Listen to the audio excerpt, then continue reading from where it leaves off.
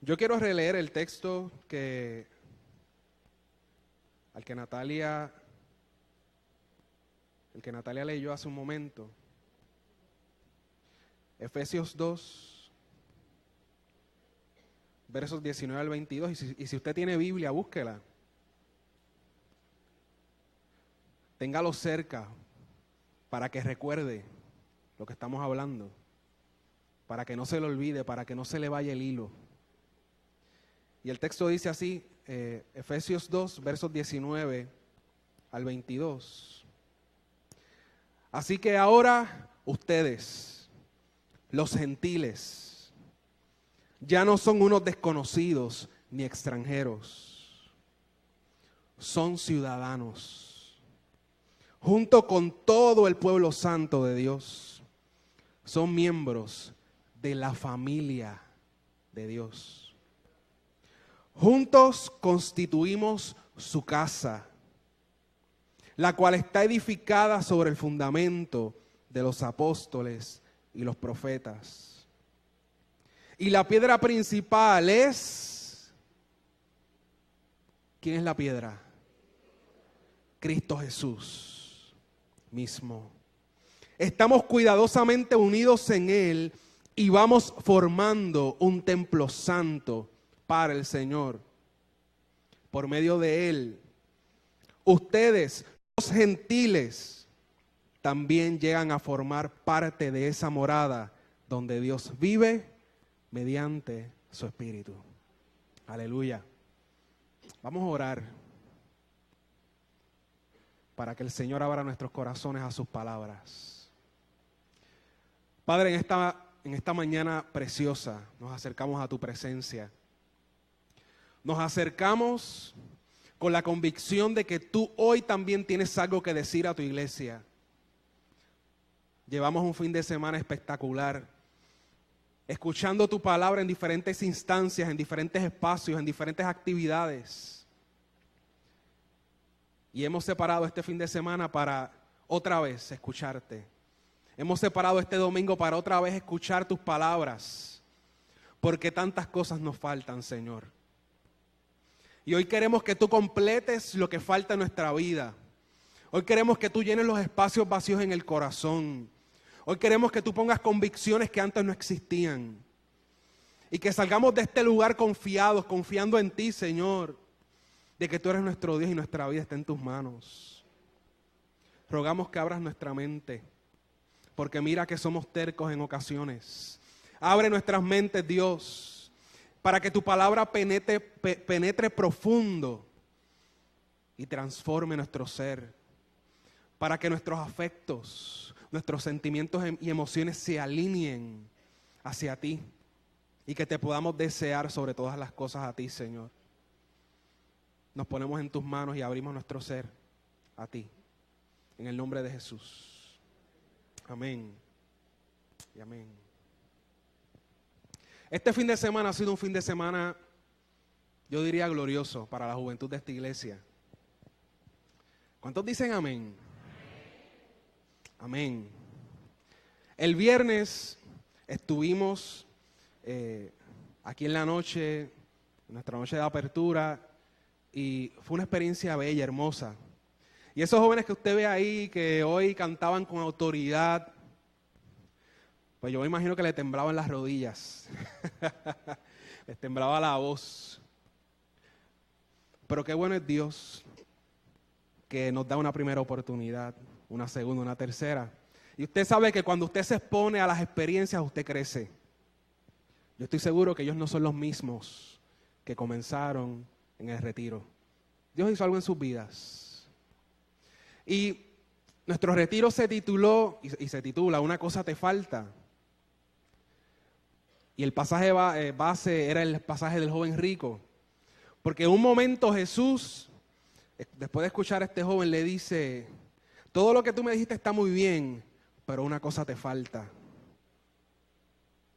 Vende lo que tienes, dalo a los pobres. Y ven, sígueme. Uno de los temas de nuestro retiro era Jesús. Porque Jesús es la piedra angular de la iglesia. Sin Jesús nada de esto funciona y lo vamos a ver un poco más adelante. Otro tema de nuestro retiro era la Biblia. Porque si usted lee ese pasaje del joven rico, Jesús le dice, el joven le pregunta, ¿qué tengo que hacer para ser salvo? Y Jesús le dice, tú conoces los mandamientos, no mates, no hurtes, bla, bla, bla, bla.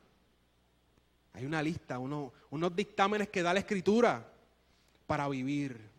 Y ayer en la tarde los jóvenes tenían un taller para comprender la Biblia, para acercarse a ella de modo responsable, para no sacarse las cosas de la manga, como decimos nosotros. Ese es el segundo tema de nuestro retiro. Y si usted ve nuestra camisa, en la parte de atrás, tiene unos íconos, y uno de ellos es Jesús. Otro de ellos es la Biblia. Falta uno y de ese vamos a hablar en esta mañana del Señor. Vamos a hablar sobre la iglesia de Dios. Y mientras yo me preparaba en la semana, yo pensaba en los muchos espacios que tiene la juventud para vivir, experimentar, para establecer relaciones. La iglesia no es el único espacio.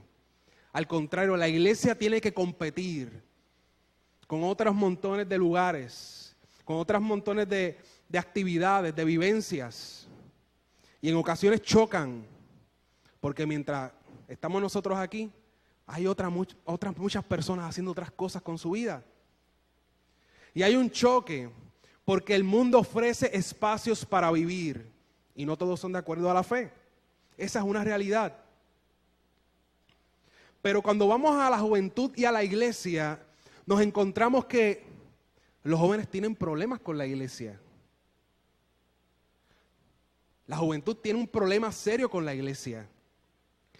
Y si, por ejemplo, usted ha sido un joven y siempre ha estado en la iglesia, usted definitivamente tiene problemas con la iglesia.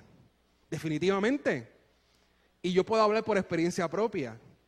Yo, como dirían muchas otras personas, nací en los bancos de la iglesia. Yo dormí en los bancos de la iglesia. A mí, a las semanas, meses de nacer, me presentaron delante del Señor en la iglesia, porque mis padres, cuando yo nací, ya eran cristianos. ¿Cuál es el problema de uno crecer en la iglesia? Que uno ve lo bueno y uno ve lo malo. Yo podía ver las virtudes, tantas cosas la iglesia me dio que me formaron, que me hicieron quien soy hoy. El conocimiento bíblico, la pasión por Dios, el deseo por encontrarme con el Señor. Pero yo también veía los defectos de la iglesia. Yo veía cuando la gente, y voy a hablarles en arroz y habichuela, cuando la gente era hipócrita, cuando la gente daba una cara en un lado, pero su vida era un desastre. Yo veía cómo en el liderato no había responsabilidad. Eso lo vemos los jóvenes que hemos crecido en la iglesia. Y yo recuerdo que cuando yo estaba en mi adolescencia, llegó un momento que yo detesté la iglesia. Yo llegaba a la iglesia y era un pesar constante. Era un martirio literalmente, porque yo veía lo que siempre había visto y me harté. Ya no me satisfacía. E intenté buscar otras cosas que me llenaran, porque vivía en la iglesia. Y ese es uno de los problemas que tienen los jóvenes. Hay otro problema más, y es que en ocasiones la juventud que llega a la iglesia, ya sea los que llevan mucho tiempo, los que están fuera de ella y se acercan a escuchar un poco, hay veces que nos acercamos y cuando la iglesia habla, la iglesia no trata nuestras necesidades. La iglesia tiene el lenguaje en el cielo y nunca lo aterriza en nuestras realidades. Y hay una desconexión. Eso es un problema que tiene la iglesia. Claro está, no vamos a hacer de los jóvenes meras víctimas. Yo creo que son personas responsables. Y hay algún joven que tal vez viene a la iglesia, escucha y dice, eso no me interesa. Y sabe que hay que dejarlos vivir. ¿Qué vamos a hacer? Pero hay problemas entre la juventud y la iglesia. ¿Cómo debemos responder nosotros? Esa es la pregunta, ¿no? Esa es la pregunta. ¿Qué podemos hacer para alivianar, para tener las cosas claras, para, llegado el momento de la confrontación con la juventud que va a pasar, nosotros estemos claros cuál es el centro, cuáles son los pasos que tenemos que tomar. Y yo le tengo una sugerencia. Vamos a ver cuál es la base. Vamos a ver cuál es el fundamento, qué es lo esencial, qué es lo importante. Y cuando nosotros tenemos las cosas claras sobre lo que es la iglesia, sobre lo que podemos esperar de ella, entonces podemos partir a tener una conversación auténtica, genuina, sobre cómo podemos abrirnos a la juventud, cómo podemos ser relevantes a sus necesidades. Pero si no estamos claros, va a pasar lo que pasa mucho hoy día. Y es que la iglesia escucha cosas que el mundo le pide. Tienes que ser así, tienes que ser así. Y no tenemos criterios para decir qué somos. La iglesia tiene que saber lo que es. La iglesia tiene que saber cuál es la fuente de su existencia, qué la justifica, qué la hace existir. Y si no tenemos eso claro, somos como aquel que el viento se lo lleva para aquí y se lo lleva para allá. Creo que el texto bíblico tiene mucho que decirnos sobre lo que es la iglesia. Mucho que decirnos. Y el texto bíblico que leímos en Efesios capítulo 2, versos 19 al 22, dice una cosa que es fundamental, importante, una cosa que dije al principio. Y es que la piedra principal de la iglesia es Cristo Jesús. Eso tal vez ya no se utilice mucho, ese asunto de la piedra que sostiene, que es la importante para que la edificación no se caiga. Pero digamos que Jesús es la columna. Jesús es lo que tiene que estar para que el edificio esté seguro, no se caiga. Él es la piedra principal. Y eso es en dos sentidos. Nosotros estamos aquí en esta mañana porque Jesús hizo algo importante. Por las Escrituras sabemos que Él parece haber sido un hombre común y corriente. Pero a los 30 años comenzó un ministerio efectivo, un ministerio transformador, un ministerio de compasión y amor a los más necesitados. Amén. Eso lo sabemos. Sabemos que durante su vida enseñó y nos guió a cómo debemos vivir. Tenemos los 10 mandamientos, no, tenemos el Sermón del Monte, que es una guía para la vida, y tantas otras enseñanzas de Jesús. Pero también dice la Escritura que Jesús fue a la cruz. Y que en la cruz, de un modo misterioso para nosotros, Él pagó el precio de nuestros pecados. Él anuló la sentencia que estaba sobre nosotros debido a nuestras malas decisiones. Él tomó todo eso, lo asumió. Y dice Romanos que ahí Dios manifestó su justicia, no tomando en cuenta los pecados cometidos anteriormente. Y eso lo hizo Dios por nosotros por amor. De modo que todo aquel que crea que Jesús asumió sus pecados, Dios lo declara justo, lo declara justa. La declara justa a la fémina, ¿no? Hay nueva vida. Porque Jesús se lanzó al ministerio del amor y se dio completamente por nosotros. Esa es la piedra de la fe, lo que sostiene la fe. Que un Dios amoroso se manifestó en la historia e hizo algo que nosotros no hubiésemos hecho por nosotros mismos. Eso es lo que sostiene la fe, ese es el fundamento de la fe. Ahora bien, hay un segundo sentido en el que Jesús origina la iglesia. Un segundo sentido. Y está aquí. En ese versículo que entramos todos los domingos y leemos y asumimos. ¿Qué dice? Por tanto, id y haced discípulos a todas las naciones, bautizándolos en el nombre del Padre, del Hijo y del Espíritu Santo. Jesús es el fundamento, es la piedra de la iglesia, porque Él como su Señor quiso que la iglesia existiera. Jesús no quiso delegarse a sí mismo, para sí mismo, las consecuencias de lo que Él pudo lograr, no. Él delegó en sus discípulos la responsabilidad de hacer lo que él hacía. Y dijo, ustedes, los 11, pero acuérdense que Judas no estaba más en ese momento. Ustedes, los fieles, vayan por el mundo, bautizando en el nombre del Padre, Hijo y del Espíritu Santo, enseñándoles todas las cosas que os he enseñado. Jesús quería que la iglesia existiera. Si Él hubiese querido que todo acabara con Él, créame que Él no hubiera dado ese mandamiento. La iglesia existe porque Jesús la creó. Y eso usted tiene que tenerlo claro. Porque las críticas que se lanzan contra la iglesia pareciera ver que es una institución prescindible.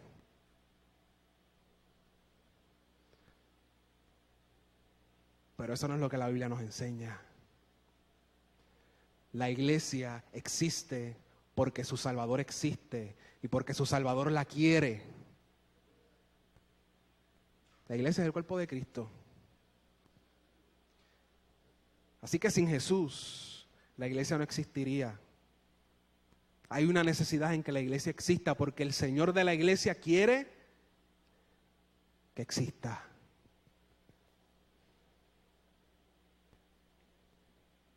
Hay una frase que en el ámbito teológico se maneja con regularidad y se maneja de un modo peyorativo. Y la frase dice que Jesús predicó el reino de Dios y vino la iglesia. Jesús predicó el reino de Dios y vino la iglesia.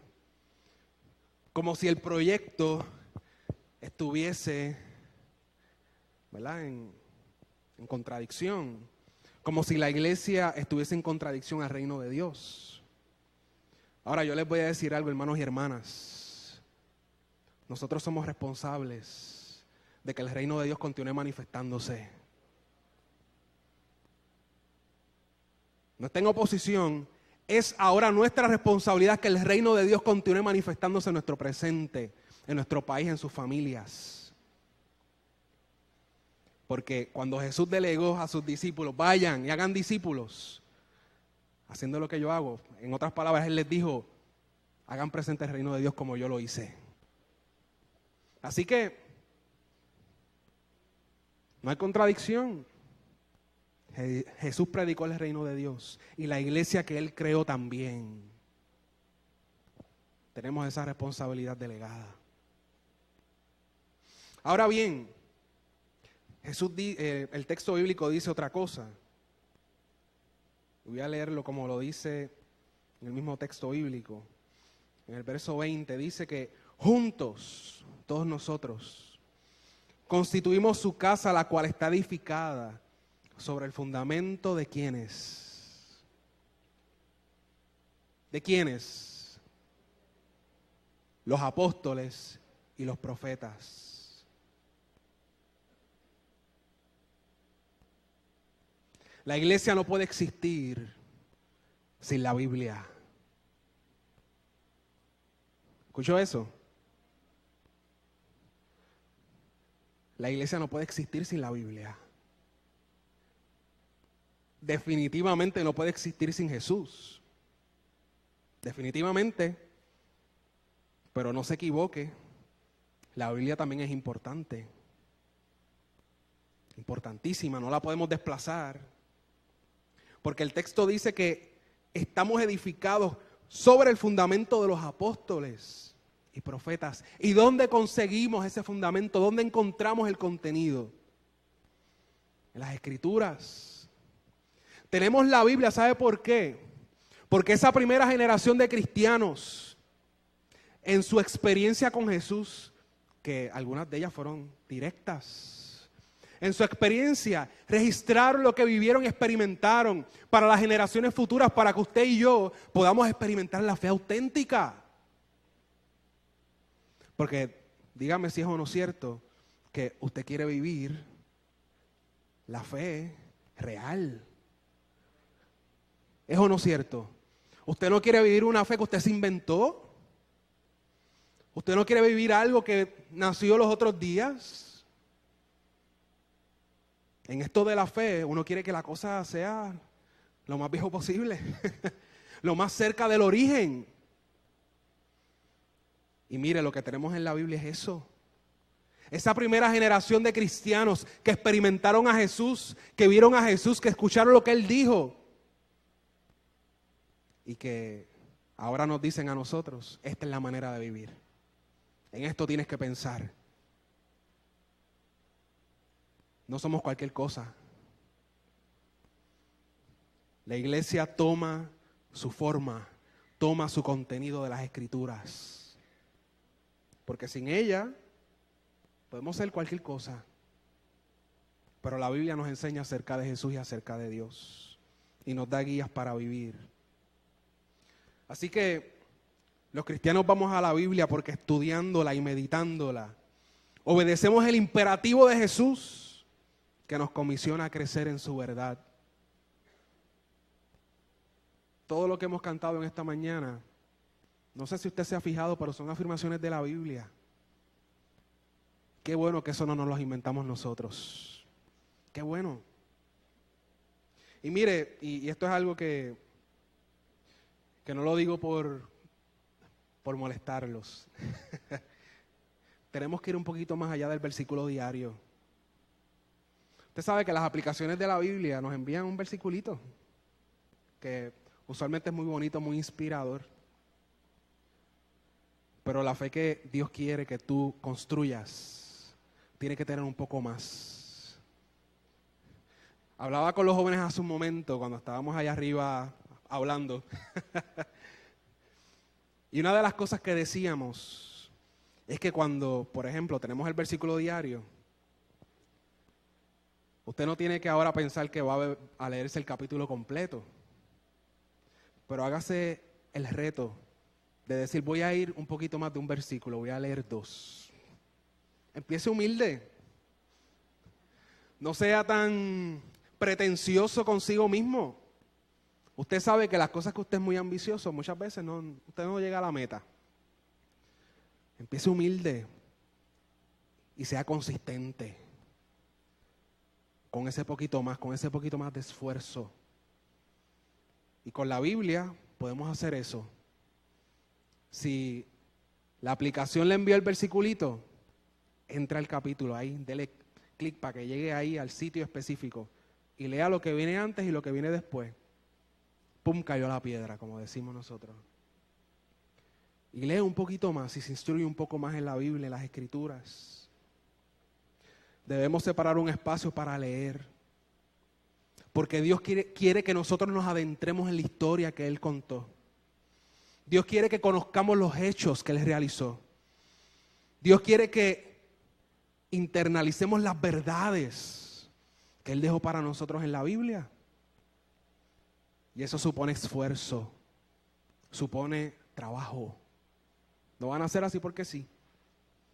Así que la iglesia se funda en Jesús y en la Biblia.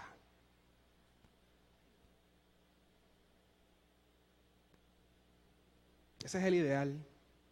Ese es el ideal. Jesús y la Biblia. Ese es el ideal. Y uno podrá decir que cuando uno se funda en Jesús, cuando uno se funda en la Biblia, pues todo va bien. Sabemos que eso es falso. Yo diría que esta iglesia es una iglesia muy cristocéntrica y una iglesia muy bibliocéntrica.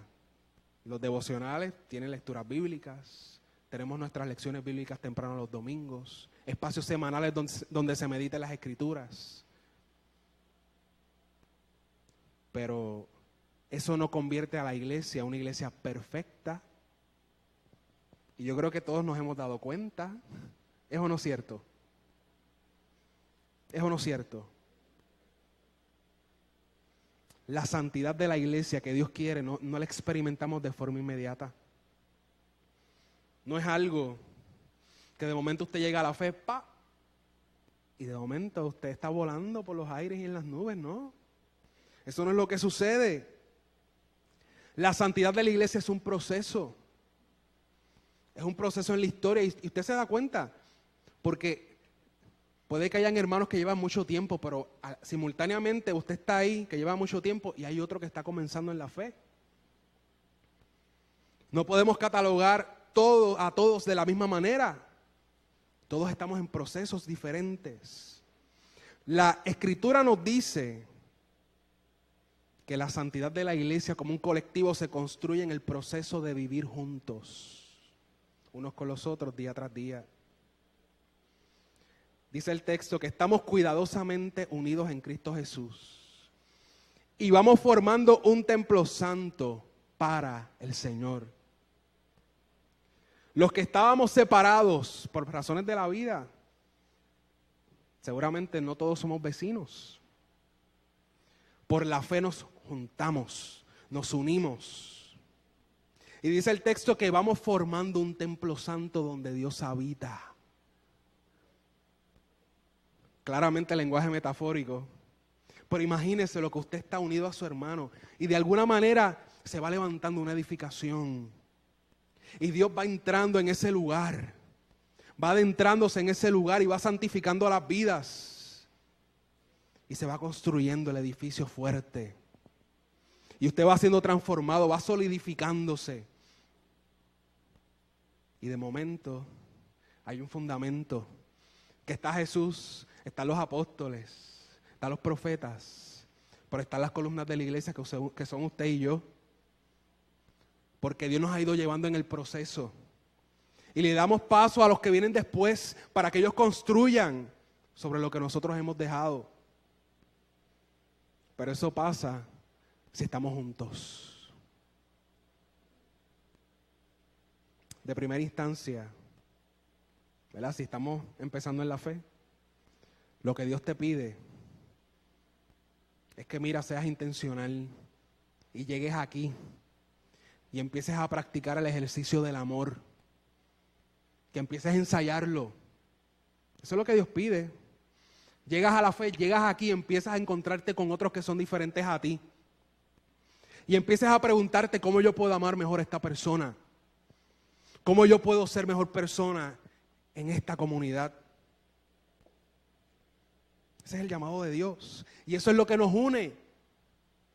Porque si usted no entra con esa actitud, nos separamos, nos dividimos porque somos diferentes. Hay que ser intencional en decir, voy a amar a esta persona que no es como yo. Hay que hacerlo. Porque si no, usted por allá, otro por allá. Y están construyendo dos edificios diferentes. Y de momento queremos que Dios habite en los dos. Y que Dios esté por allá en mi campo y que esté en el otro por allá. ¿Verdad? Y que Dios reparta suerte en ese otro que no me agrada mucho. Miren, el ejercicio del amor que nos llama a Dios, no todo va a salir bien. No siempre va a pasar lo que queremos. Pero aquí está el detalle. Y esto es lo importante. Somos llamados a la unidad. No siempre vamos a estar unidos porque en la iglesia hay conflicto. Y los que llevan tiempo en la iglesia saben que hay conflicto. Lo saben. Y los que llevan poco también, de hecho. Pero siempre y cuando, este es el detalle, siempre y cuando la iglesia preste oído a Jesús y a las Escrituras. Siempre y cuando la iglesia preste oído a Jesús y a las Escrituras, habrán posibilidades de reconciliación. Habrán posibilidades de arrepentimiento, de virar en el camino. Siempre que la iglesia esté atendiendo lo que la Biblia dice que yo debo ser, hay caminos para empezar a edificar más fuerte. Así que empecemos a escuchar la Biblia, empecemos a escuchar lo que Jesús nos dice. Empecemos a escuchar la voz del Espíritu en el corazón que nos dice lo que tenemos que hacer y cómo debemos vivir. Empieza a escuchar esa voz, porque en el templo donde Dios habita está el Espíritu de Dios. Y donde está el Espíritu, como cantábamos ahorita, hay libertad para todos y todas. El cristianismo primitivo utilizó el símbolo de un pez para expresar su fe fundamental y la unidad que tenían unos con otros como hermanos en la fe. Está por ahí, en la presentación.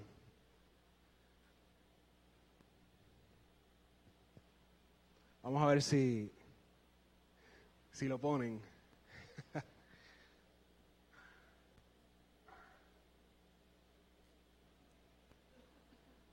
Se quedó, pero usted sabe el símbolo que yo estoy diciendo, ¿verdad que sí?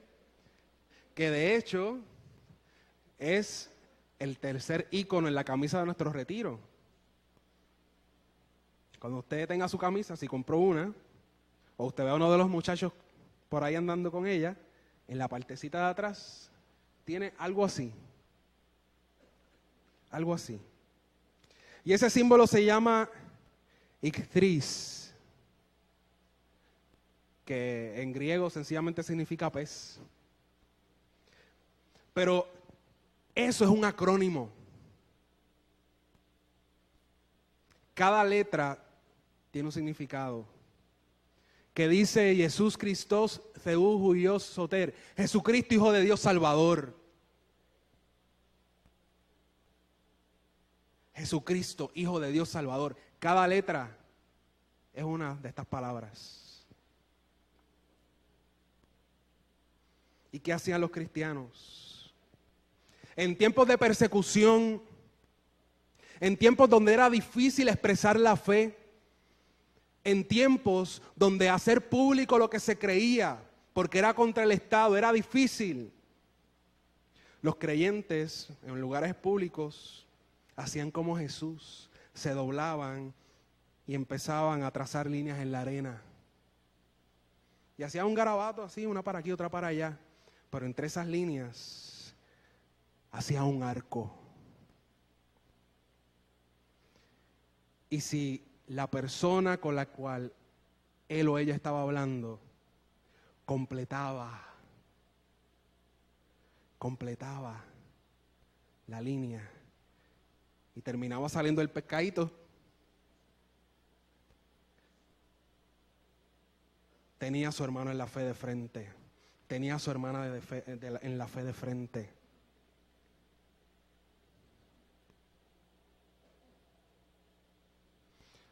Con esto voy a terminar. Tal vez no estamos en tiempos de persecución como la iglesia primitiva. No lo estamos. No es lo que está pasando. Usted está aquí muy cómodo, muy cómoda. Pero la vida es difícil. ¿Se ha dado cuenta de eso? La vida tiene sus complejidades. Y es importante que en nuestra vida cotidiana tengamos personas que nos completen. Es importante que en la vida tengamos personas que cuando estamos en el hoyo, completen la figura del pez. Necesitamos tener cómplices en la vida. Necesitamos tener personas que nos ayuden a crecer. Necesitamos personas que sean de apoyo en los momentos difíciles. Personas que nos instruyan en la fe y nos enseñen que mira, ahí donde tú estás no es el lugar donde debes estar. Tienes que seguir para adelante. Como hablábamos con los jóvenes, la carrera se está poniendo difícil. Ustedes conocen la historia de la atleta que estaba hace poco en los Juegos, que mire, estaba cerquita de la meta, pero estaba extenuada. Pero ella siguió corriendo. Claro, había mucha voluntad ahí, ¿no? Y cuando llegó a la meta se desplomó. En la carrera de la fe nosotros no estamos solos. Usted no está sola. Pero tiene que llegar. Tiene que acercarse, tiene que relacionarse. Porque la Escritura dice que es así juntos como la iglesia se construye. Juntos crecemos en santidad. Juntos crecemos en los hábitos que Dios tiene para ti y para mí. No separados. Porque una línea de esas por ahí solita no es nada. Hacen falta 2 líneas. Comprometernos a estar juntos en las altas y bajas es asumir que la fe no pretende salvarnos solamente de ciertas instancias de la vida, sino que la fe busca abarcarlo todo. Y usted es un ser relacional. Y si usted está aquí, el hecho de usted aceptar el compromiso de estar con los demás significa que las próximas etapas de su vida usted la va a experimentar en la fe y va a vivir la fe de forma integral.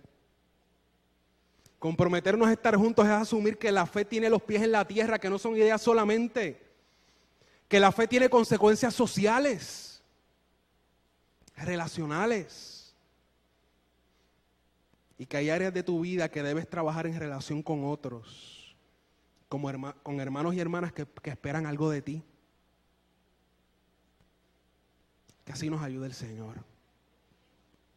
Que el Señor nos ayude a ser una iglesia unida. Y voy a terminar diciéndole algo a los jóvenes. Jóvenes, la iglesia no es opcional. No es si me gustó. Lo que Dios quiere para ti y quiere para mí es que crezcamos juntos. Con el problema que eso puede implicar. Con el problema que eso puede implicar. Pero Dios quiere usarte a ti y que tú seas parte de la solución. Que la iglesia que tú quieres ver, la iglesia buena, habitable, saludable que tú quieres ver, tú seas parte de la solución. Porque de lejos no construyes nada. Tienes que poner las manos, los pies, estar cerca. ¿Qué tal si me acompaña en oración?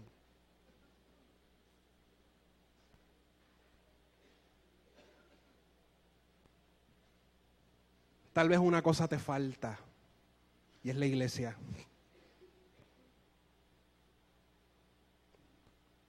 Que no te falte lo que Dios creó. Que no te falte. Vamos a estar de pie.